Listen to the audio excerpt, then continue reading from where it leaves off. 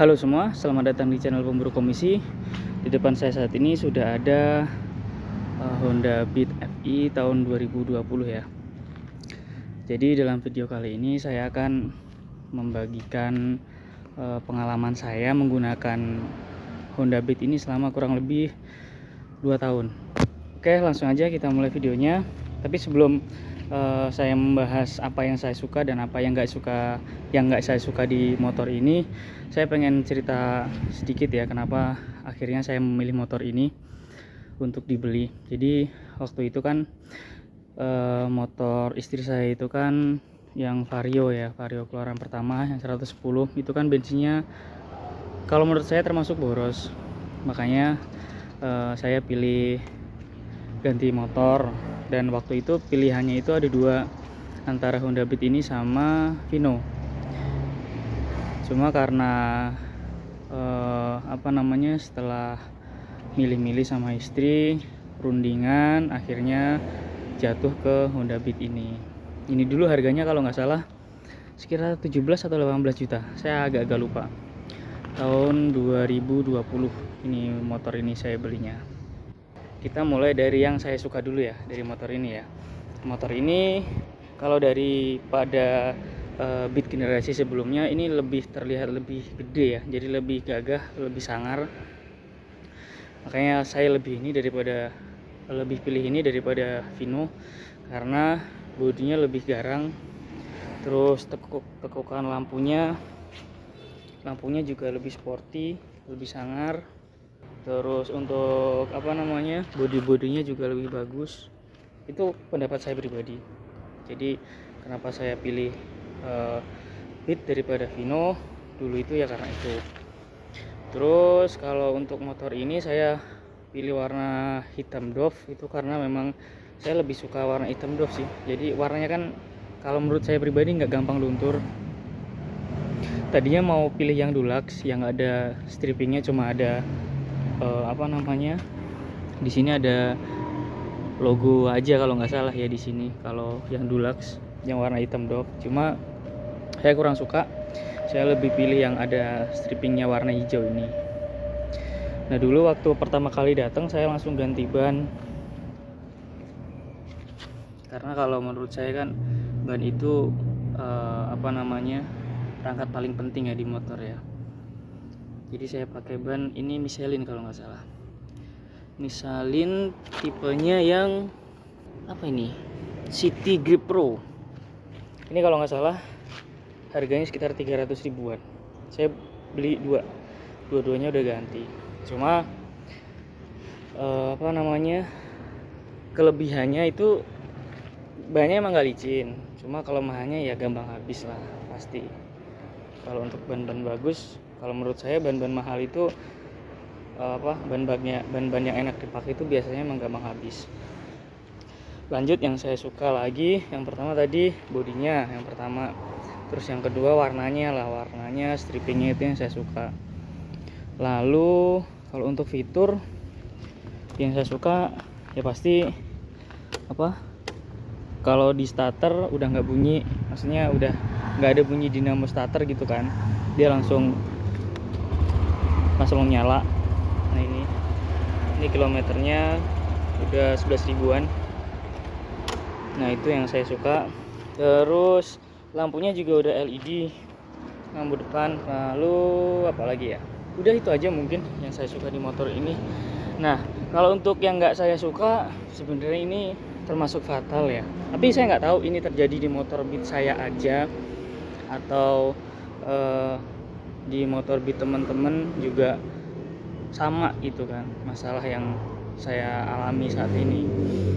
Kalau dari saya pribadi, masalah di motor ini itu cuma satu, motor ini kayak nggak ada tenaganya. Saya nggak tahu salahnya di mana, atau saya salah ada istilahnya salah Ryan atau gimana, saya juga nggak tahu. Yang jelas motor ini bener-bener kayak nggak ada tenaganya buat nanjak. Tempat saya kan banyak kan tanjakan ya, saya tinggal di daerah Gunung Kidul, Yogyakarta. Jadi rata-rata di medan tempat saya itu rata-rata nanjak kebanyakan, dan tanjakannya itu bukan tanjakan 20 meter 30 meter enggak, jadi 100 meter sampai sekilo itu pasti jalanan nanjak terus. Jadi itu berasa banget motor ini nggak kuat. Padahal saya cuma sendiri gitu kan, nggak boncengan. Berat badan cuma sekitar 75 kilo. Cuma agak, bukan agak ya, bener-bener ngoyo buat nanjak. Saya juga kurang tahu. Ini udah sempat saya bawa ke bengkel, ke dealer resmi. Tapi infonya karena memang mesinnya kecil, jadi Honda Beat ini memang buat ngejar iritnya. Jadi karena ngejar iritnya yang dikalahin tenaganya. Infonya seperti itu. Nah, saya juga sempet cek-cek di YouTube, itu infonya suruh ngeriset. Udah saya riset, dicopot. Saya nggak tahu nih di sini. Nyopot di sini, waktu itu saya nyopot di sini. Terus ada tutorial cara ngerisetnya kan. Waktu itu udah sempet saya riset, cuma hasilnya sama aja, nggak ada bedanya. Terus ada juga tutorial yang copot filter udara ini, dicopot dalamnya. Itu juga udah pernah saya lakuin, cuma sama aja, malah suaranya jadi jelek, suaranya jadi kasar.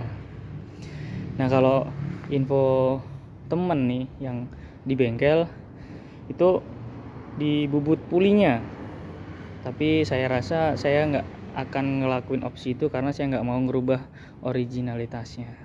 Saya juga kurang tahu ini ada solusi atau enggak. Jadi mungkin kalau ada teman-teman yang mengalami masalah sama dan udah ketemu solusinya, bisa komen di bawah biar sama-sama bisa bantu saya juga untuk untuk mencari solusi masalah motor ini. Karena gimana ya, kalau dibilang nyesel, ya nyesel sebenarnya. Saya pengen ganti motor itu kan, yang jelas irit, tapi tenaganya jangan dikalahin banyak-banyak lah, maksudnya masih ada tenaganya gitu. Contohnya seperti Honda Beat generasi sebelumnya kan, dia lumayan irit, cuma dia juga ada tenaganya gitu. Tapi kalau ini jauh banget irit, cuma gimana ya, kalau buat nanjak dan tanjakannya itu sekitar 45 derajat ke atas, terus kalau tanjakannya itu cuma bangsa 20 meter gitu nggak masalah. Cuma kalau tanjakannya itu lebih dari 100 meter nanjak terus, nah itu yang jadi masalah. Itu bener-bener nggak ada tenaganya sama sekali ini motor, apalagi buat nyalip. Mau buat sampai atas aja susah. Sebenarnya bisa sampai atas, cuma memang kecepatannya terbatas banget, paling jalan 10 km per jam buat nyampe atas. Cuma sebenarnya kuat, cuma pelan banget naiknya ini motor. Saya juga belum tahu ini solusinya seperti apa. Sebenarnya ini salah saya juga ya. Jadi kalau menurut saya, buat teman-teman yang mau beli kendaraan, entah motor entah mobil, kalau saran saya test drive dulu. Sesuaiin dengan kondisi medan di tempat teman-teman masing-masing, baru teman-teman bisa memilih motor mana yang cocok untuk teman-teman pakai. Kalaupun nggak bisa test drive, ya coba pinjam temen dulu yang punya motor yang mau dibeli. Contoh mau beli Beat nih, cuma nggak bisa test drive karena nggak ada motornya, ya coba cari pinjaman dulu. Cari pinjam dulu, ngerasain gimana tenaganya, gimana rasa berkendaranya. Nah, nanti kalau emang udah mantep, ya baru dibeli. Cuma kalau nggak mantep kan bisa cari opsi lain ya kan. Salahnya saya dulu di sana kemarin itu begitu. Saya nggak test drive dulu ini motor. Saya cuma mentingin desain aja, eksterior, segala macam. Kalau untuk rasa berkendara, motor ini lincah, gesit. Kalau di jalan datar, di jalan rata gitu, motor ini enak di bawahnya. Cuma kalau udah di jalan nanjak-nanjak pegunungan dan tanjak-tanjakan ekstrim, tanjak-tanjakan curam gitu, saya nggak tahu ya ini terjadi di motor teman-teman yang lain atau motor saya aja, saya nggak tahu. Cuma yang jelas kalau dibilang nyesel, saya agak nyesel beli motor ini. Karena ya itu, minusnya motor ini nggak ada tenaganya. Itu kalau menurut pengalaman saya pribadi. Bukan maksud memojokkan salah satu pihak, enggak. Cuma ini curhatan saya pribadi. Saya juga nggak tahu ini terjadi di motor saya aja atau terjadi di motor yang lain juga. Jadi untuk teman-teman yang mengalami masalah yang sama dan udah menemukan solusinya, saya minta tolong komen di bawah agar saya juga bisa mempraktekkan apa solusi yang teman-teman sudah lakukan.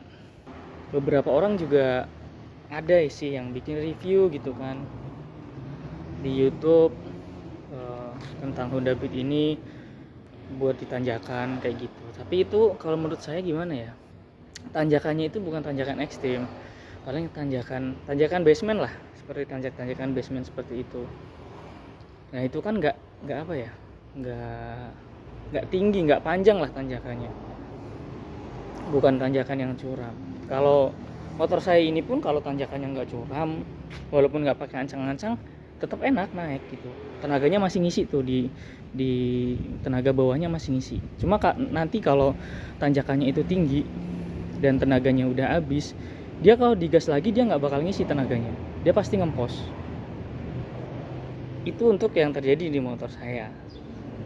Dan saya belum, selama ini saya juga, salahnya saya juga belum pernah nyoba motor lain selain motor ini. Sebenarnya kepengen nyoba, cuma jarang sih teman saya yang punya motor ini, rata-rata yang generasi sebelumnya. Jadinya saya masih bingung nyari pinjaman. Saya mau ngebandingin sebenarnya antara motor saya ini sama motor-motor sejenis satu tipe tapi punya orang lain, seperti itu. Mungkin cukup sekian ya untuk video kali ini. Saran saya untuk teman-teman semua yang mau beli kendaraan, alangkah baiknya di test drive dulu, dibawa dulu gimana rasa berkendaranya. Kalau memang udah sesuai dan udah srek, baru dibeli. Tapi kalau belum di test drive, belum dicobain, belum dipakai secara langsung, kalau menurut saya mending jangan dulu deh. Karena nanti daripada seperti yang saya alamin ya, teman-teman nanti pasti akan nyesel, pasti nyesel. Saya aja nyesel sebenarnya. Bukan nyesel beli motornya, enggak. Cuma kenapa nyesel? Kenapa saya enggak test drive dulu gitu kan. Oke, mungkin cukup sekian. Jangan lupa klik like tombol komen dan tentunya subscribe agar channel ini selalu memberikan informasi-informasi atau video-video yang bermanfaat. Sampai jumpa di video selanjutnya. Salam.